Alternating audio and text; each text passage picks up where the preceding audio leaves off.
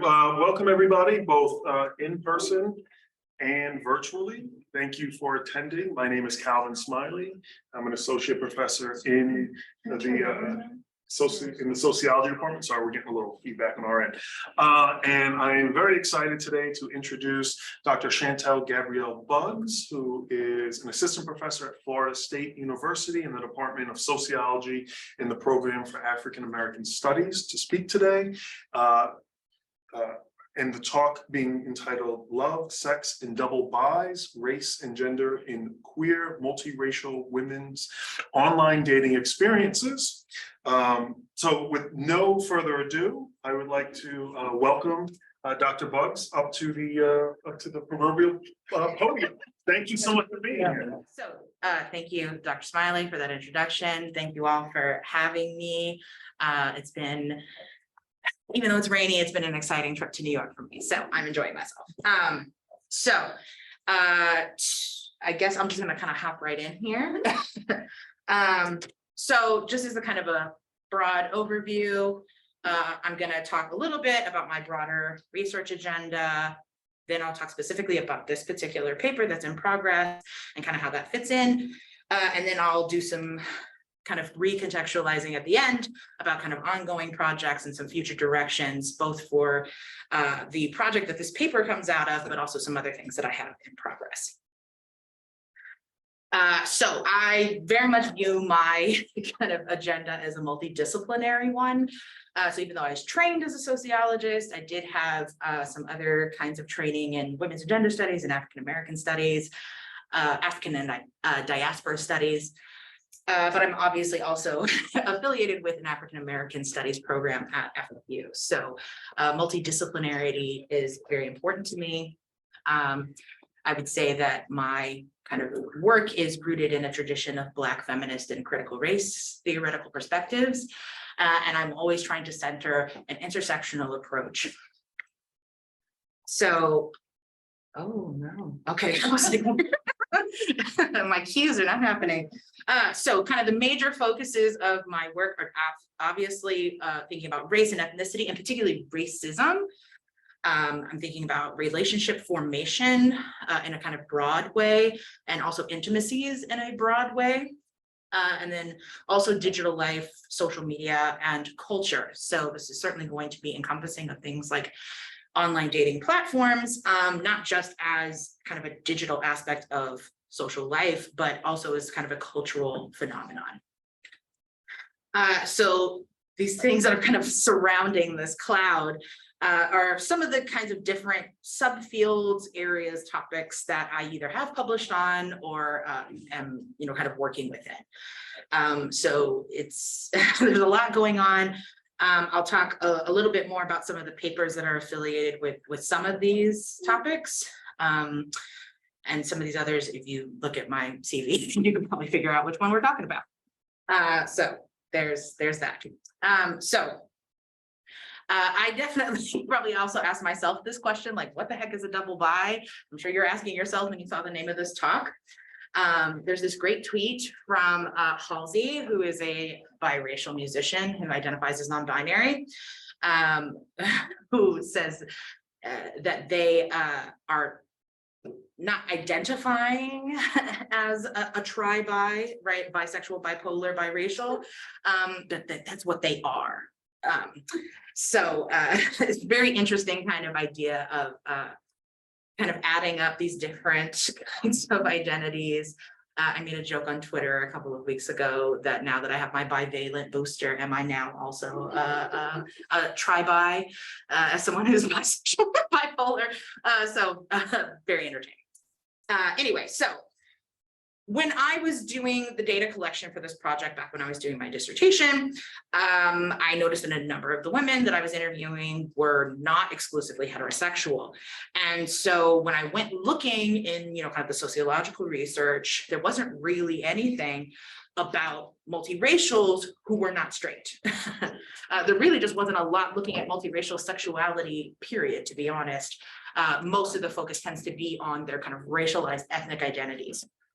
So when I came across this concept of the double bi, it was more showing up in things like kind of therapy and social work literature. So this literature thinks about biraciality as encompassing certainly people who we would identify as biracial, which we use the G. Reginald Daniel kind of definition. You have your so-called first generation biracials or multiracials, who are people who have parents of different racial identities. And then you have kind of generationally mixed populations. So both of those populations would be kind of included in this umbrella thinking of biraciality. And bisexuality also, right, can be thought of as this umbrella, including other kinds of non-heteronormative kinds of relationship formation. Another big component of this double bi literature is this kind of rejecting of a single identity framework, very much insisting on having all of these aspects of their identities recognized. Consistent with a lot of the research on multiracials in terms of their racial identity, right, you're hearing a lot of narratives of invisibility, erasure, concerns about passing, and of course this search for community. So not surprising that this is coming up in social work and therapy literature. But again, I'm kind of wanting to go beyond some of those issues. As I already mentioned, research on queer LGBT multiracials is quite limited. Now, some scholars have actually tried to position multiracials as racially queer. I'm still not so sure where I sit with that particular argument. But yeah, there's not that much that's really thinking about queer multiracials and how maybe there are different ways that that multiraciality operates in a non-heteronormative context. Now, also thinking about situating this in, kind of work on race and dating. Again, always having to kind of come back to these contentions of, interracial relationships as some form of social progress. Now, there is some evidence that suggests that the expectations around these interracial relationships shift to some degree when we're accounting for non-heterosexuality. But the bulk of that work is still mostly, looking at not necessarily multiracial people participating in these relationships, but right, interracial relationships, typically between people who are understood as so-called monoracial. I don't know what happened to my formatting here. Of course, also thinking about, transformation of intimacy. So for Giddens and certainly Jameson, this is thinking about, that transformation as a social and political transformation effectively, right, with kind of the passage of time. Whereas the Ansari, Kleinenberg kind of contribution, right, about the transformation of intimacy, when they're thinking about modernity, they're thinking about technology, particularly the advent of online dating and how that has transformed the way that people connect. It should come as no surprise to people in this room that race influences desirability. This has been an argument that myself and many others have made. And then also having to contend with the ways that online dating has been argued to have displaced traditional venues to meet partners. Now, this has been more so, I guess, significant of a shift for heterosexual people, that they're now meeting partners online rather than their so-called traditional venues of, their neighborhoods or other kind of community spaces that they participated in. Whereas it's kind of been, more difficult for, as people that Rosenfeld argues, have these kind of limited markets. So queer people, people in rural places, online dating is just opening up opportunities for them. So their so-called traditional venues were a lot more contained. Now, my project focuses particularly on multiracial women, not because multiracial men maybe don't experience these things, but that more research has certainly shown that multiracial women have a particular way of identifying with multiraciality. Now, there seem to be a lot of kind of confusing estimates about how large exactly is the multiracial population. Now, Pew's estimates in 2015 saying that 6.9% of adults are multiracial. A lot of multiracial scholars have some beef with how they calculated this, because basically they included anyone who identified, I believe, for sure a grandparent, possibly even a great grandparent that they saw as a different race. And And of course, right, this is all based on self-identification. Now with the 2020 census data, they're estimating, almost 11% of the entire population is identifying as 2 or more races.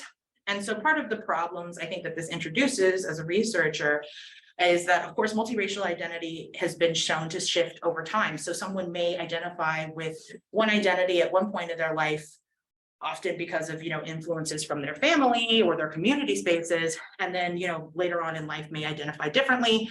They will shift their identity because of context. So on this formal government form, I identify this way. In other spaces, I don't identify this way. And what I've seen also is that intimate relationships also are shifting the ways that people navigate their multiraciality. So this, of course, adds some conundrums to how do you narrow down your population? We also now, the new kind of wrinkle is DNA and ancestry testing, which has been suggested to have had some impacts on the 2020 census. Again, I think one of the big things for me is that I think biologicalizing race is even more dangerous when talking about multiracials, because it purely honestly is a social identity, right? Like you aren't actually fractions of anything. So right, that's not helpful language. So it's totally right, a social thing to communicate that you are multiracial. Or biracial, or any of these kinds of labels that people use in ways that monoraciality obviously has those social components, but there's I think additional levels to that. So anyway, we also have research that suggests that women are more likely to identify as mixed race than men, but this seems to be shifting with some of the younger generations. There's also kind of differences in the narratives. A lot of women will talk about exclusion from certain kinds of racial groups, whereas men will talk about bonding across gender. There's also been a couple of different quantitative studies that have suggested that multiracial daters actually have more success in online dating, particularly multiracials that are mixed with white. So this is, again, one of those things that was kind of a impetus for me doing this work was, well, what does that so-called success actually look like? Okay, so now we're gonna get to research questions. So I want to start with this text message so this is a text that a respondent shared with me with someone that they were talking to that they met on one of the apps. So the gray is obviously the potential date and the green is my respondent. So starts, "You are quite a remix. I like that." To which she says, "LOL, what?" Then he says, "Mixed backgrounds are always better, LOL. So if you make babies with me, imagine for a second, that baby would cover almost all the ethnicities there are, except Asian, I guess." She just says, to that. Now, she was a black and white multiracial person. The guy she's talking to was Kashmiri, so South Asian. Kind of perplexing that he seemed to think that Asian would not be counted in these ethnicities. But that perhaps also speaks to some of that messiness, right, of what even counts as Asian within a US context. So here you can see, right, this kind of fetishizing of that mixedness. They hadn't even gone for a coffee date yet, and he's already talking about their imaginary babies. So in terms of questions, I'm interested in, one, how do these bisexual, pansexual, or other women-attracted multiracial women describe perceptions or understandings of their race and or their sexuality? And then also, all of my formatting is so off. How do these perceptions influence both their on and offline interactions as part of this dating experience? Okay, so, wow. A lot of different data that's been collected over the years for this project. So I did about a year's worth of digital ethnography on the website OkCupid. So both the website, the actual app itself, I've gotten to see a lot of the kinds of kind of structural changes that have happened to the app as they've kind of added new things over time through that process. I did technically 31, the one lone person in Dallas. I ended up cutting Dallas from my sample. So she's just this interview that I have, and I haven't been able to do anything with it. So 30 interviews across Austin, Houston, and San Antonio between 2015 and 2016. I did an additional 11 interviews with white men interested in interracial dating in those 3 cities in the summer of 2018. And also planning to do follow-up interviews with these original 30 women to kind of see how things have changed since I last talked to them, particularly being in Texas and the political climate, all the different kinds of political shifts that have happened since the 2015-2016 time when I was talking to them originally. And there was also content analysis in this original data set of 225 profiles from OkCupid. So the focus today is going to be on these original 30 interviews with women. I believe I brought back my one Dallas person to kind of create this new sample of about 15 women who identify as either bisexual, pansexual, or have otherwise in their interview indicated some attraction to women. Now, again, coming back to all of my problems around identifying this sample and recruiting them. You have here my US Census categories. Here we have the categories that OkCupid offers. Now, one thing to notice is that they label the whole thing ethnicity, and they include things that are not ethnicities necessarily, right?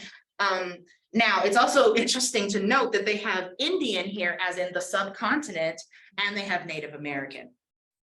So of course, right, there's a national identity in here as an ethnicity as well. So, you know, this definitely has its own kind of particular complexities. And so the original way I approached recruiting was if you chose more than one of these, I sent you a message. Now, of course, about halfway through original data collection, OkCupid changed how they displayed race and ethnicity on their website. It used to be, it just listed everything you checked, every box you checked. So similar to like the woman here on the left where it says black, white. Now, this is the new layout. So you can see it also lists the language that they speak after their racial identity. So even if, say, you opted out of a particular racialized identity, you maybe still could be racialized through the languages you indicate that you have fluency in. So the big change was that if you chose more than 2 options, it didn't list everything. You just became what OkCupid called multi-ethnic. Can I ask something? Sorry. Yeah. To clarify, when you're on OkCupid, can you just see everything, or did you have to create multiple profiles to see? So a lot of other shifts with that. Originally I had a researcher profile because I obviously had a personal profile. And so the researcher profile I used all throughout the original interview collection. By the time I was doing interviews in 2018, OkCupid had shifted to a model where you couldn't just message anybody. You had to have mutually matched, liked each other's accounts, and to be able to see messages from each other. So, Or be paid, right? yes. So the other added element is if you paid for some of them. It does have a subscription-based model. And so I did pay for the service because I could see messages that people sent me without me having to send them a like first. However, what I actually ended up finding to be most successful, rather than me just kind of, trying to send random people messages, when I was trying to recruit men, was actually just because they blocked and deleted my researcher profile. So I was down to just my personal profile. And so I put a disclaimer at the top of my personal profile saying, I'm a sociologist who's in town doing research on white men who are date interracially. If you're interested in participating, send me a message. And that actually got me a couple of interviews. Now, we can have a whole conversation, I think, in the Q&A about desirability and like how that probably, in researcher position and all those kinds of things. But that was how I went about it. So I've kind of had a couple of different experiences over time as I've been continuing to recruit through the app. So I can definitely talk further about that. But again, the app is kind of reinforcing kind of this kind of multi-ethnic kind of structuring. Okay, so the subsample then of 15 respondents, so between the ages of 18 and 31. Now, what I have here are not how they identified on OkCupid. What I have here is how they identified to me in the interviews. So not surprising that most of this sample, most of my overall sample are mixed with white, as that is what is typical of most multiracials in the United States. All right, so getting into some data. Just cancel. Intense. Okay, so what I'm going to kind of go through is a bunch of different kinds of things where they talked about their experiences, either with someone directly saying certain kinds of things to them, but also their perceptions of what they think people think about them or might say to them. So these kind of came from all different points of the interview. So for an example, you get a lot of questions like, what are you? This is like kind of the quintessential multiracial question. Questions like, you look like you're from Africa. And then also questions, is that your real hair? So this is a Black American and Trinidadian respondent. You know, so definitely one of my respondents who saw herself as kind of like mixed Black ethnicity. Not typically who I think a lot of people would think of as a multiracial person. So again, she's getting these kinds of questions about like her hair because she had really long hair. Here, a white and Asian respondent describes, you know, being asked, are you adopted? Having comments like mixed race Asian is the best. Hearing lots of sexualized food metaphors. And then also, my favorite is they're part of the palette of possible options.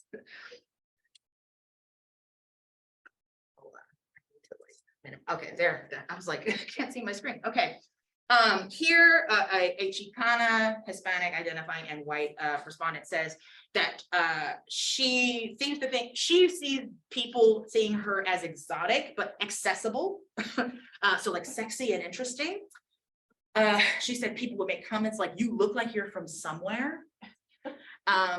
And then she would talk about how she's viewed as ethnically ambiguous, but she doesn't get called spicy, right? So there's this awareness of this kind of perception of Latinas, Chicanas, as, you know, kind of being spicy and hot-headed. And so she gets the benefit of the kind of ethnic ambiguity without maybe some of those particular kind of racialized stereotypes. Here, a Jewish and American woman talked about someone saying to them, I'm into exotic women, like they're exotic cars. Here, a Black, white, Native American woman described, you know, people asking, why don't you have nappy hair? So like a confusion about her hair texture.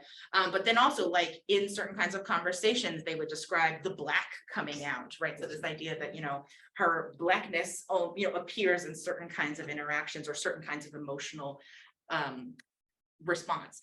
Hearing comments about jungle fever.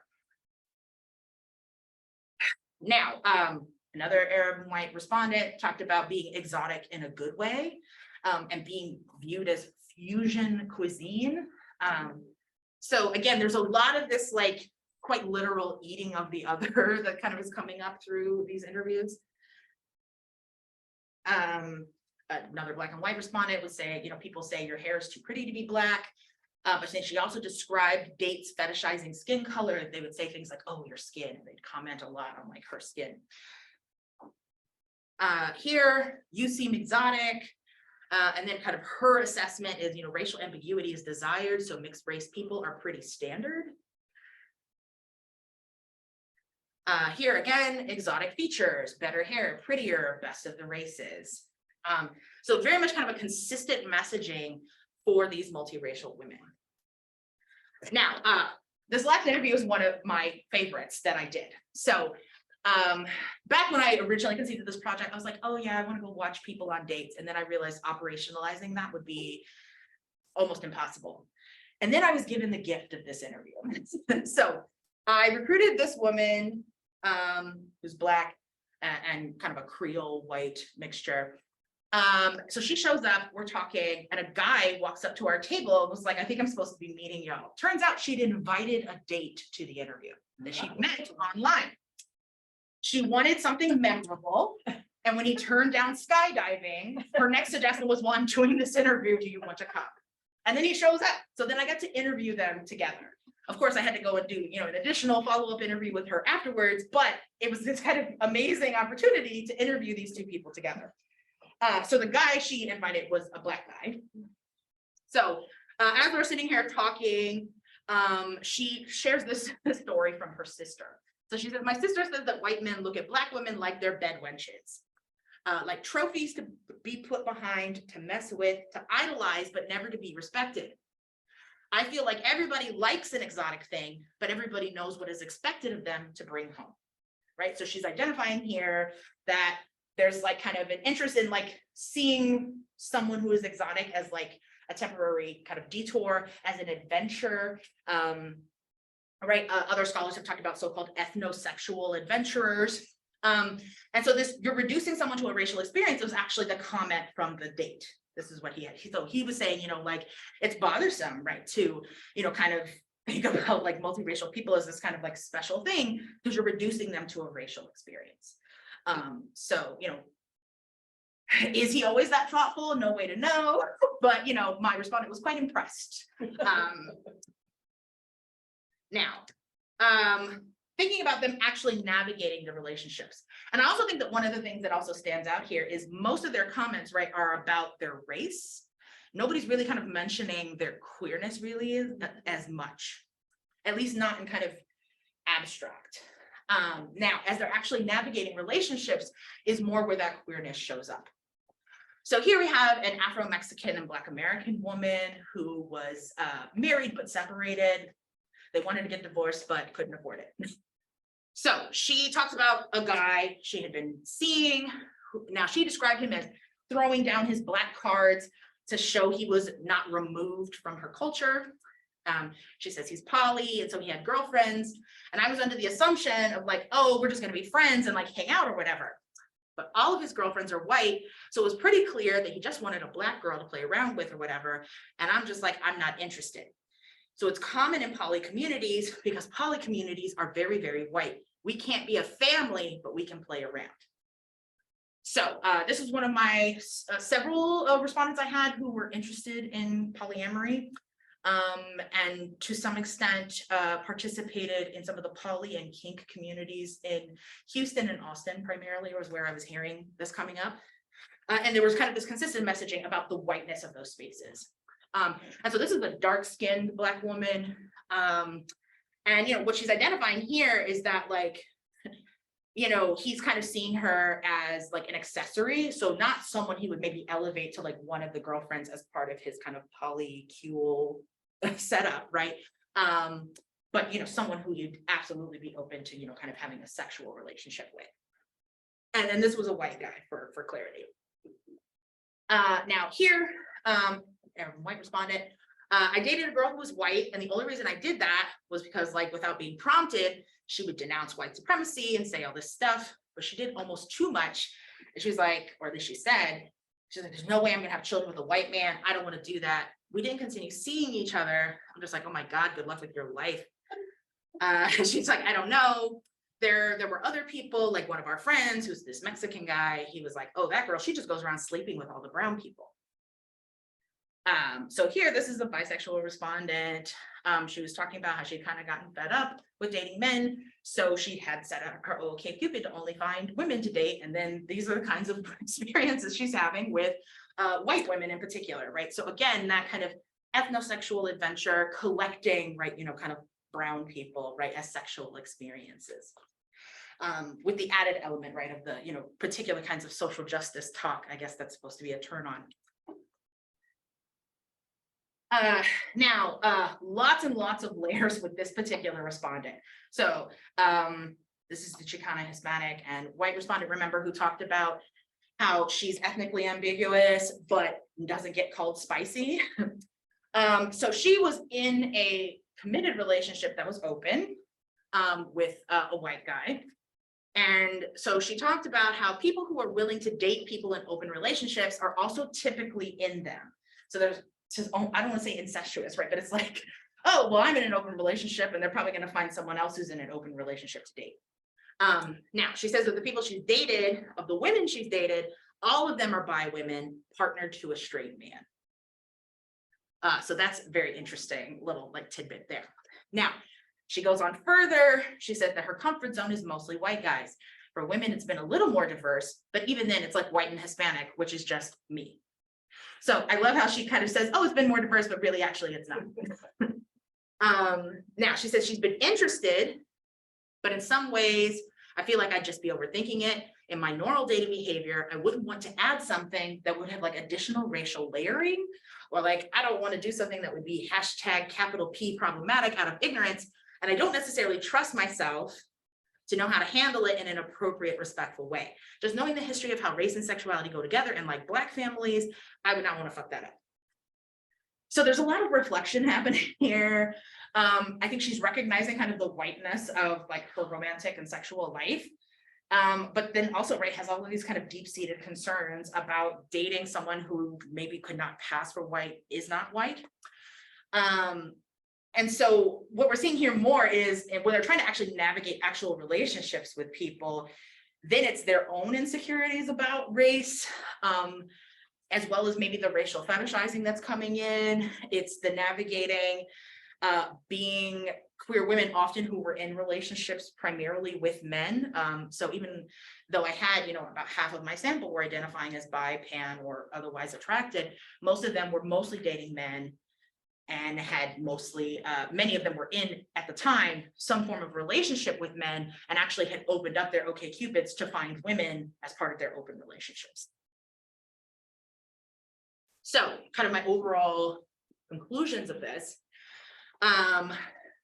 One is, right, this consistency of this exotic messaging. And again, that kind of association of multiracial women with attractiveness. Now, some of these women were identifying women as responding differently to them than men in terms of their appearance, that women would ask different kinds of questions. There was also a lot of framing women as jealous. And I think a lot of that is a result of most of these women primarily dating men. So seeing other women as like potential competitors. There was also a lot of framing Black people as antagonistic towards them in their relationships. This was particularly the case for the women who were lighter skinned and who were non-Black. Many of those who were dating men were dating white men. But non-Black women would also mention Black men desiring them more. So there's, again, some of these interesting racialized tensions there. What I'm also seeing is that a lot of these women who talked about relationships with other women would describe those as more casual, not as committed as their relationships with men. They would often talk about these women as like almost an accessory to their heteronormative relationship. So I'm wondering then about what impact is the dating app having here? Am I getting kind of a skewed population that, more people like is more likely to participate in polyamory? Is there some element of identifying as bisexual and being on the dating apps where you feel pressured to participate in polyamory? So I feel like there's still some other things to tease out, which would obviously have to be with kind of future interview work. But I'm really kind of curious about what exactly is the impact of the actual website where I'm recruiting people from, particularly because OkCupid is a much more friendly to kind of queer, non-heteronormative relationship structures, to the point that quite literally, if you're in a polyamorous relationship, you can quite literally link your profile with your primary so that other people can see who your primary is. Right, a lot of the other apps are not structured in that way. So those are kind of some of the preliminary conclusions. Definitely kind of still working on this as I'm kind of working through the paper. Okay, so coming back to kind of this broader agenda and kind of where this paper fits in. Obviously, it's kind of hitting all of these different elements. Now, I've got a couple of papers that are under review or in progress. So the first one is just one that's more quantitative focused, that's looking at college students, and particularly I'm collaborating with an education scholars who are looking at a model for like strength of racial identity, and how that matches up with propensity to participate in interracial relationships. The Giving Up the Cookies paper is actually, love that title. is an analysis of films, actually. So films featuring multiracial women protagonists. And then the paper with Shannon Malone Gonzalez. Here we're using Shannon's data with Black women who've had, experiences with police violence. But what we're introducing is this concept of digitally induced sequelae. So sequelae is a concept that comes from health literature, but some anthropologists, particularly Black women anthropologists, have reworked the concept to talk about the kind of grief that lingers after losing family members to police violence, particularly. Whereas sequelae in health literature is just referring to like kind of the lingering effects of a health issue. So we're thinking about how this sequelae gets induced via consuming police brutality videos on social media. So we're finishing up that paper actually, so hopefully we'll get that sent out soon. And then I actually have another paper that's that is a collaboration with one of my former undergrads. That was her honors thesis. So she did a comparative analysis of The Bachelor to a dating show. It's a Chinese dating show, but I think it actually filmed and aired in like Singapore. So again, looking at kind of these two shows as proxies for the dating cultures of these places. So, kind of a lot of media stuff in there. There's the kind of, this is just, I think kind of gives a sense of kind of what I'm working on right now. Also, book comes out in February. Yay! Buy the book. It's on, you can get it for like $13. It's super cheap. So this book is an edited collection, thinking through all of these different ways of thinking about the issue of consent and also what constitutes sexual violence. In queer spaces, all our contributors are queer authors. We're also thinking about, kind of things like restorative justice and like, what does it mean to, kind of engage in kind of a reparative practice when consent is violated that doesn't involve police. So really excited for people to read this. And then kind of more broadly, I'm working on my own monograph called Swipe White. Shout out to my college roommate for coming out with that title. So definitely this will be focusing on those primary 30 respondents, but I also want to bring in those interviews with white men. And particularly part of why I want to do those follow-up interviews, the original 2015, 2016 interviews, Black Lives Matter was coming up a lot more in the interviews than I anticipated. And now we've had the 2020 election, we're having the abortion, laws. There's so much stuff, I think, politically that's happening. That's absolutely, I think, shaping how people are choosing partners. And so I want to try to capture some of that. So definitely working on the manuscript proposal for this. But I don't see this as like the end of like my exploration of multiracial relationships. I think there's still lots of work to be done. And so that's all. So future directions for some other things I have going on. So I'll talk about the bottom one first. So particularly in terms of kind of future work I'm thinking about for multiracial relationship work, is thinking about the impacts of DNA and ancestry testing.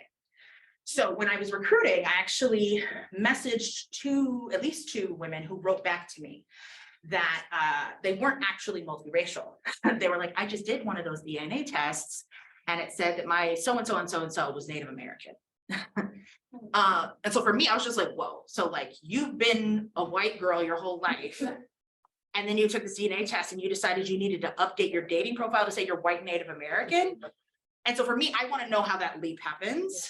And then also thinking about how that's going to have reverberating effects. So if you are suddenly changing your racial identity, is your relationship now an interracial relationship? Are your children now multiracial children? Right. So like, I feel like there's all of these effects beyond, right, just them personally shifting their racial or ethnic identity. So I haven't totally figured out how I'd operationalize that yet, but I think that that's like the next direction for this. In terms of some other projects I have going on, they're kind of primarily related to academics and academia. So working on trying to move forward with some manuscripts from survey data that I have with a collaborator who's at Michigan on women of color academics and navigating the job market. So the microaggressions that they experienced. And then we have our ongoing survey, which Calvin, you should take this survey. I actually started it and then I just got busy, but it's a winter break. You're supposed to tell me that you started it. I think that's difficult with this kind of work, right? Is because it's like, well, there's only so many like people, and like even if we anonymize and de-identify the data, like we probably still can figure out who people are, right? And I think that's the added difficulty with this project because it's a network analysis project. So like, we have to be able to connect the nodes. But so this is ongoing, the survey is ongoing. And then eventually we want to do oral history interviews for this project. And then kind of the vision is I think we could just kind of keep going with this. So, looking at other marginalized groups. So we could look at Asian sociologists, we could look at Hispanic sociologists, and then we could also expand disciplines. So I think we just kind of see it as a thing that could just kind of keep going until we don't feel like doing it anymore. And, we've gotten a couple of grants to help support that. So, who doesn't like grants? So yeah, so that's kind of where I'm at research wise. Look forward to any other kind of questions or comments. And thank y'all for your time.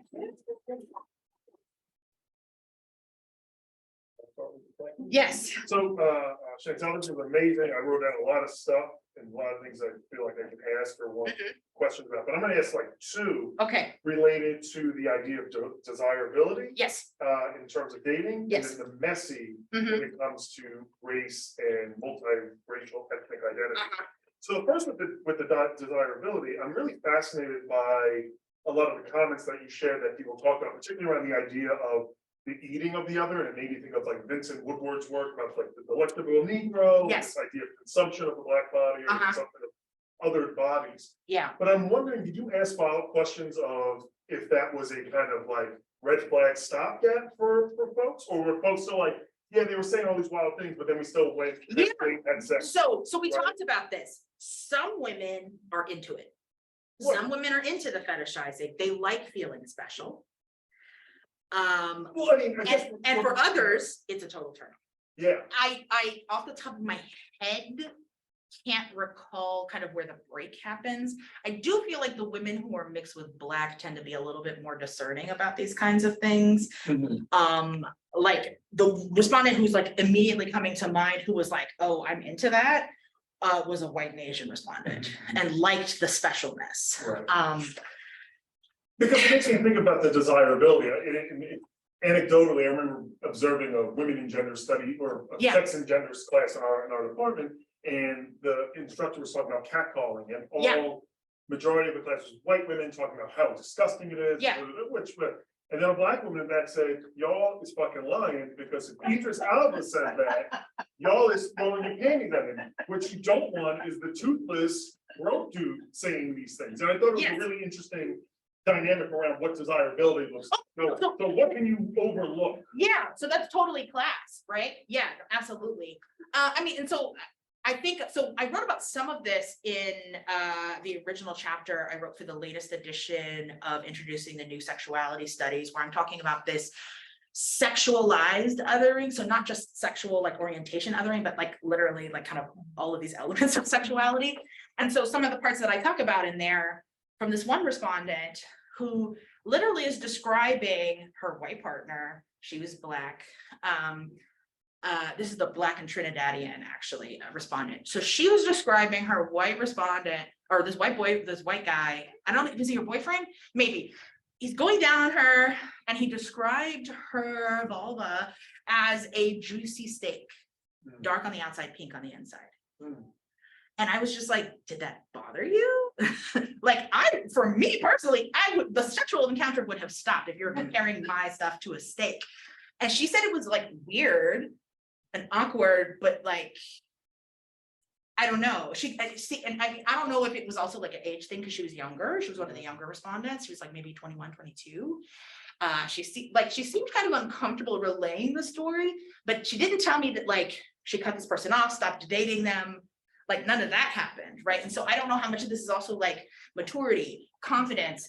There's obviously the class element, right? When we're talking about who you're receptive to attention from. I mean, because it's a similar situation with one of the Arab and white respondents who described being in a bar, and they were in Killeen, which is known for like strong military presence. So a lot of military guys in the bar, and they're coming up to her and asking her, what kind of terrorist are you? And they're like talking to her about like genital mutilation as like part of them trying to come on to her, right? So like I think that it depends. And so what I really found kind of overall was, I think in terms of like kind of very explicit anti-Blackness, Black respondents responded very negatively to that. And then Arab respondents responded very negatively to any kind of Islamophobia. And then, but then there's like a lot of like, but I think it may be for some of those Asian women, maybe some of those things would shift now in 2022, that maybe they weren't, I think that there's people have had to kind of develop certain kinds of awareness because of broader political events. And so I think that that kind of attentiveness to anti-Blackness was, at a very high pitch in 2015, 2016, that I think probably that anti-Asianness is certainly now, right, in 2022. And so I think maybe they navigate some of this a little bit differently. But yeah, so there was definitely that tension of some people liking that kind of fetishizing, some people feeling uncomfortable, but not necessarily cutting these relationships off, and other people being like, red flag, red flag, red flag. Like there was another respondent who's Black and Asian, and a guy kept talking about her mocha skin, and she's like, let me stop you right there. Like told him about himself and like gathered him up, right? Again, very much I was seeing that kind of behavior from like Black mixed respondents. So I don't know how much of that is like socialization from Black family members or friends, or if there's some kind of selection factor that I'm not, really thinking of. But yeah, there was more of that awareness. Thank you. And then my other really quick follow-up with the messy is, especially in the beginning, you're talking about these kind of ideas around multiracialism or monoracialism. And I'm thinking about how the social construction of race historically had a very, not only just politicized kind of formation, but actually like following the matrilineal line, right? Like you were what your mother is kind of thing. Because as I always say in my class, Maury Povich didn't exist in the 1700s to do the paternity test. But I wonder how much of that now even becomes more messy with the advancement in medicine and technology, where you could literally just use any woman or a person, who has a vessel. Right? So you could put technically a white egg and a white sperm into a Black woman, still produce a white child, but it came through a Black woman. And what does that now look like in terms of the messiness of race? Like, can that white child say, well, I came from a Black woman? Because that used to be part of the identity. My Blackness is I was born through this vessel. So I mean, I think that's again where I think we're running into this really iffy ground around where, as people are trying to, I think, shore up and protect, particularly, I think, Blackness, right? They're trying to establish, I think, some degree. I'm seeing some discourses that are trying to establish some kind of gatekeeping, which is why I think I've seen actually an uptick, at least on social media, of like trying to actually boot out multiracials from Blackness. So like multiracials are not Black, they're multiracial, right? So it doesn't matter if there's someone like me who has like completely like committed myself to like Black spaces and Black community like issues and like all like very identified with my Blackness, committed to it. So like this idea that like I have to be a whole other separate category feels annoying to me, because growing up, no one was trying to boot me out of Blackness. Like this has been kind of a recent phenomenon. And I feel like it's because we're getting, I think, some messy online discourses that are effectively rebiologicalizing race. So, I mean, I've seen the "you're not Black unless you came from a Black womb" argument. Because, and what they're citing is also like particularly the kind of racialized disparities in like maternal mortality and trauma and all those other kinds of things. And so like the idea that you are inheriting, but via being born via a quote Black womb, you're inheriting that that ancestral kind of like racial discrimination, because you probably, if you were born from a white mother, there's a good chance that your mother was able to receive better medical care, as a white woman than, like, say, if you had a Black mother. So this idea that And I think that there's some interesting things embedded in that argument, but it's also a very disturbing biologicalizing argument. Yeah, I think this is going to continue to be this messy thing. And I think particularly because, you know, we've already had a lot of multiracials, right, who are very adamant about like being recognized as multiracial and that being perceived as, well, you want to distance yourself, particularly from Black people because you think you're better, right? That kind of thing. But then there's the added problem, I think, particularly in like the representation issue where, right, and aesthetics. Yeah, so like where a lot of media maybe will make the brother or the husband, right, dark skinned, but will make the daughter or sister or whoever, right, light skinned, and often played by like a multiracial actress. And so, but I mean, for me, I'm like, is it a desire actually for multiracials or is it colorism?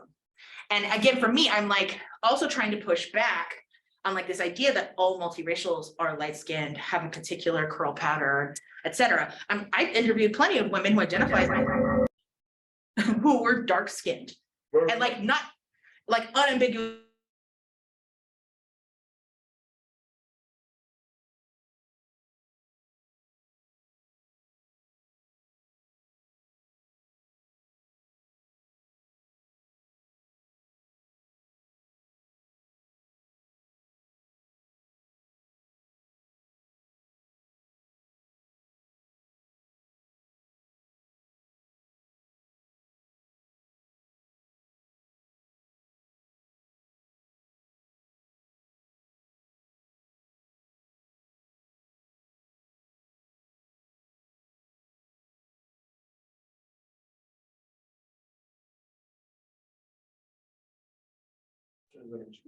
I'm like, I didn't touch anything. Are there any questions in the chat? Yeah.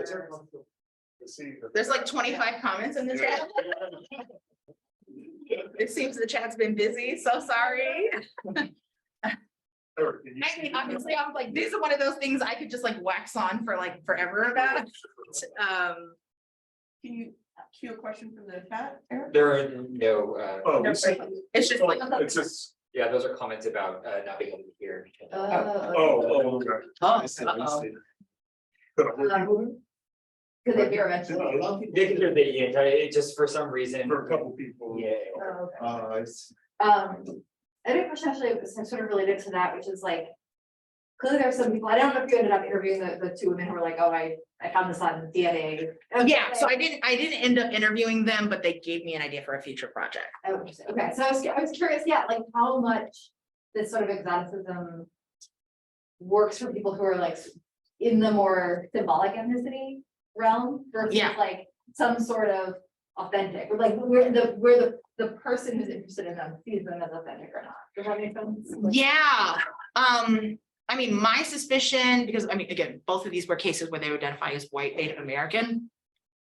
For me, the suspicion was if you had found out that your such and such was Black, you probably weren't going to update your dating profile, to be honest.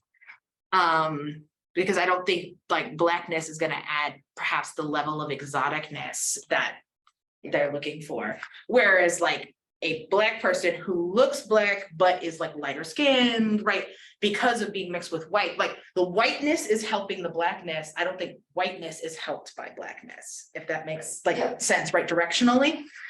So I'm thinking about, so part of the inspiration for this overall project was I was at the Critical Mixed Race Studies conference, and there was a conversation where all of these multiracial women were talking about like their struggles with dating. And a number of them in particular were talking about like dating, particularly other men of color, some mixed, some not. And so like the mixed race Black woman was like talking about having Blackness competitions with her Black boyfriend. And then she was white and I think Japanese from Hawaii. And then her partner was Japanese and Mexican, but like her name was like a pretty like white American name. But because her mother was Japanese, but like she was very culturally Japanese, spoke the language, had all of this fluency around like food and culture. And he had a very Japanese name, did not speak Japanese, looked more Japanese. And she would talk about like them being at like some like festival, and everybody kind of went to him, even though she was the one with all of the kind of actual fluency and cultural knowledge, because he looked the part. And so I think about like in a situation like that, right, where again, that's I think kind of fudging with some of this messiness, right? We make assumptions on what people know and people's authenticity based on what they look like. But like, I think particularly for like multiracials, like depending on which parent and what level of socializing that parent is doing, right, like, you know, so she may be perceived as like, maybe like, you know, more legitimized through that, but it also could just be like, some people might perceive it as like, oh, you're just like, I'm thinking about there's that like TikTok guy who's a white guy who like has all these fluency with languages, and he like randomly goes into like ethnic shops and stores and like just randomly starts speaking like Urdu or like various kinds of like languages, and you see like all these populations like, what? Because they've never heard a white guy speak it with like a good accent, and they're like shook, right? So I feel like you can get that reaction where it's like, you're not supposed to know that. Or like, oh, I actually now recognize you now more as like a legitimately part of this like racialized ethnic community now, because you have that knowledge that makes up for, right, not looking like one of us. So it's, I think there's those elements, but yeah, the directionality thing, I think is a big part of this. Yeah, hi, sorry. Yeah, it's interesting. I mean, very, I mean, it's a great presentation. I mean, I'm not sure my question is fitting into here, but I mean, any kind of relationship need a constant momentum. Mhm. So in other words, based upon the history of the relationship, for example, I don't know whether you ask about kind of any relationship with this kind of whether you're charming to a certain kind of multiracial group beyond your own identity. So did you have some kind of your past relationship with the same racial kind of group? Yeah, so I asked a lot of questions. So I mean, I would ask questions about like, tell me about the most recent date you went on. And they would tell me that, but then they would tell me about a whole bunch of other dates they went on. I'd ask about past relationships, and they'd tell me about just about every relationship they ever had. So, I mean, it's not, you know, true life history, I would say, but I got a lot of information because I mean, the shortest interview was 2 hours. So I spent a lot of time talking to these women, and they told me a lot. And I mean, and then there's an added element of, you know, they're pulling up their texts, they're pulling up messages, they're pulling up social media. And as part of the, you know, part of the interview was like a guided component where I was like, walk me through how you use the app. So they're showing me their messages in the app. They're pointing out to me, oh, well, what I would do is search, this is the kind of person I'm interested in. So I'm getting to see all of that, right? So, you know, it wasn't just, you know, they would rarely tell me they were only interested in white guys. It was more kind of a thing, they almost came to a realization because they would like tell me about, yeah, so we're on a date with this guy. And I'd be like, oh, what race was he? They'd be like, white. And then they tell me about it. I'm like, oh, and what race was he? And they'd be like, white. And they kind of came to this realization as they told me that everybody that they're telling me about is a white person. So yeah, so I asked a lot about that. I asked a lot about family and like, what does your family think about like who you should date and who you've brought home and how did your family respond to this person? And so again, I think there's different levels of awareness depending on how they were raised. Like I remember one respondent was multiracial Chamorro. And so like she talked about like her family would have a very negative response to her dating a Japanese person because of Japan's occupation of Guam. And so like, again, right, like there's specific like colonial histories that like, I think depending on who raised you and what kinds of messages you received, right, are gonna impact those kinds of things in ways that for other groups, it's just not very salient. So yeah, there was a lot of talking about all those kinds of things. And I mean, one woman who was South Asian and white talked about how all her relationships, long-term relationships were with white men, but then in between, she would have sex with, as she described him, a big Black Nigerian who was like her reset button. That's how she referred to him. So yeah, I got a lot. There's so much data, and I'm like, I don't know if I'm ever gonna be able to do something with all of it. But yeah, there were so many layers to all of this because it was not just what your dating history is, but also even like, well, what was a casual relationship versus a committed one? How did your family approve of this versus not approve? Did you even introduce them to your family, et cetera, et cetera, et cetera. So yeah. Did you find, oh, I'm sorry, go ahead, Jesse. Yeah, I just wanted to ask a little bit about the digital. Yeah. One of the things I so appreciated about this work that you presented, and this is a great presentation, was that you're doing this mixed method kind of analysis, and that comes through in your other work that you do, both this quantitative stuff and the qualitative stuff. But I wonder if you could say, so you were doing digital ethnography, in-depth interviews, and content analysis. Yes. And I wonder if you could say a little bit about, like, the thing that you were just talking about, where you're, like in the tech world, we call it, in some ways we call those, it's partly UX design, right? Yes. Because you're watching somebody use a thing, right? Use a platform or an app or whatever. Yeah. So So I wanted to say just a little bit about kind of how you see methods and the digital. yeah. So my inspiration for that approach was actually thinking about like guided, like, so in-person ethnographies, thinking about like guided tours. So like walkabouts. Right. I was also thinking about photo elicitation, which was another method that I'm familiar with because I used photo elicitation for as part of the interviews for my undergraduate thesis. So I was like, so I'm calling it platform elicitation because it's like open up your app for me. I keep telling myself I'm going to write this methods paper. I mean, I talk about it in my methods section of the dissertation, but like, I want to actually write a full methods paper on this. So, yeah, for me, it was like, not just tell me how you kind of like, I kind of was like, okay, tell me the story of how you started to use this specific app. How did you find out about it? Because yeah, it's not like OkCupid. I mean, it kind of has ads, but not really, right? It's not like eHarmony or some of the other ones that are, I think, much more prolific in our culture. So I was wanting to find out, how did you even get here, like, to using this app? What do you like about it? How does it compare to other apps you've used?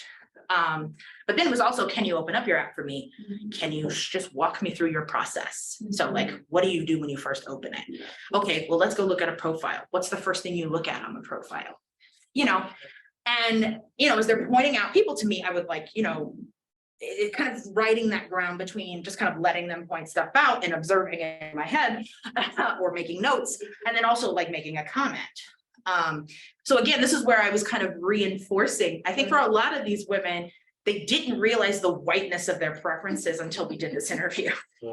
I think they thought themselves as being kind of colorblind and not having a preference. So it kind of goes into what I think in psychology they call motivational interviewing, right? Because in a way, what you're doing is kind of consciousness raising. Yeah. Let's talk about what you're doing and stuff. Yeah. I mean, if they expressed the consciousness of who they chose, it was more to say who they wouldn't choose. Yeah. Right. So there's awareness of like, I don't date Hispanics because my grandma says don't date them, or I don't date Black people because my grandma says don't. Or like what I talked about in my JMF article, right? This feels too close to home, but that only works for men of color. It doesn't happen with white male family members. The whole, I can't date this Asian guy because he reminds me of my cousin, or I can't date this Persian guy because he reminds me of my dad. You never, ever, ever hear people with white male family members say that like, oh, I can't date this white guy because he reminds me of these white men in my family. It doesn't happen. Yeah. Not a single person that I talk to, they don't say it. They don't project it. They at most they feel I have white family members, so I have an obligation to still consider white people as part of my romantic pool. They feel like they can't exclude white people, even if they aren't super committed to like whiteness as a project. Like, so it's like they have like this kind of racial awareness. Like this was an Asian and white respondent who like through college and grad school was like leaning more towards like kind of a Hapa identity and really thinking about like kind of like Asian, right, kind of like community like identity, and but like felt like she could not completely absent white people from her romantic possibilities because she has white family members. Like it would feel wrong, right? But like I said, the Arab woman is like, it feels creepy because like this is too much like my dad, can't do it. You don't see that with white dads. So there obviously I think was some of the immigrant element too. But again, they're only naming it for people who were racialized as non-white. So again, there was like kind of different points in the interview where those things come up. And they certainly were kind of reasserting themselves when they're like, showing me what they're interested in and which profiles they chose to click on and what they like about this person. Yeah, that interaction and studying the interaction between people and the. Yeah, and I mean, and what I ended up doing in the analysis, at least with the content analysis, because they didn't actually talk. What I found is actually, I was expecting them to talk more about being multiracial in the content of the profiles, and they actually really don't. But there was kind of a consistency in the profile pictures in terms of what kinds of pictures they chose, and especially I think highlighting like kind of tan, curly haired appearances, like was really kind of highlighted, either through like using filtering on the photos or other kinds of things. And so then I asked questions in the interviews, well, how do you choose what you put on your profile? And so then that's where they started telling me, that's where I kind of, which I don't know how unique this is, but what I call the formula, like where it's, okay, I have to have one full body photo. I have to have one that's like of my face. I have to have one of me smiling, one of me with makeup, one of me without makeup. Like there's, if they're a larger bodied woman, I have to show like what the whole body looks like and not just from the neck up. Like there's this calculation of like what kinds of photos need to be there. And then also talking about how they read the photos that men in particular, right, put on their profiles. So yeah, there was definitely that interplay between like what I was observing, what I saw in the content analysis, what they talked about in other parts of the interview, and then also like breaking it back in, like what I'm seeing you point out on the profiles. Can I, yeah, I'm not sure, okay, this Yeah. is a strange question to you, but, you know, some people, for example, we say that, okay, we assume that as a scholar, we assume that multi-ethnic, because we belong to multi-ethnic identity, and then we are intended to that kind of a same identity person as, for example, relationship. But so basically, for example, because these identities are unclear, even I'm not quite sure about my identity. Yeah. So maybe, and I feel like maybe we are willing to choose some person more specific identity, mono identity. So that kind of counter assumption is simply possible. Yeah. So What I do you mean, think? it's almost like aspirational, right? Yeah. So I do think there are elements of like using the relationship as a way to reaffirm identity, right? And I think particularly for like the mixed Asian respondents, I think there was again like those concerns about access to so-called legitimacy, right? Because of not having fluency with languages or like certain kinds of cultural exposure, having grown up in mostly white spaces. And so wanting to like reintegrate into like mostly Asian spaces. And so dating Asian people. So like, I remember I had one respondent who, she was like, I want so much to like have relationships with Asian people, but like, she was like talking about having gone on a date with an Asian guy and how it felt like, you know, going on a date with like a family member, like, so really struggling with like that tension. And I think there was also this that kind of came up with them when I was asking them what counted as a multiracial relationship, like as an interracial relationship for them. And so you had some women who are like, well, as long as it's not a white person, it's not interracial. They're just like, we have a mutual experience of being non-white people. So like that's they're saying that is same race. You had some people like that. But most of the time it was, we share at least one component, like particularly for Black respondents, like, and that's the thing that's interesting. They'd be Black and white. Black relationship, like dating a Black partner, that's same race. Dating a white partner is interracial. So, and a lot of that again came down to, we look like different people when we walk down the street. But also I think it's an orientation to the world. And yeah, I think people who are only white, I think navigate the world in a way that someone who is mixed with white did not necessarily, right? We can't, you know, I can't talk in these broad generalities, but at least in terms of my data, there was a particular way they're navigating the world. Yeah, so. You're at 1:15. Great. And for those in attendance, there's. We'll go grab some food. Awesome. Thank you so much. No, these are good questions. And I appreciate you asking the methods question because I need the kick in the butt to actually make this paper. As well. I've been telling myself to write this for like literally like since I was writing the dissertation. I'm just like, just do it already.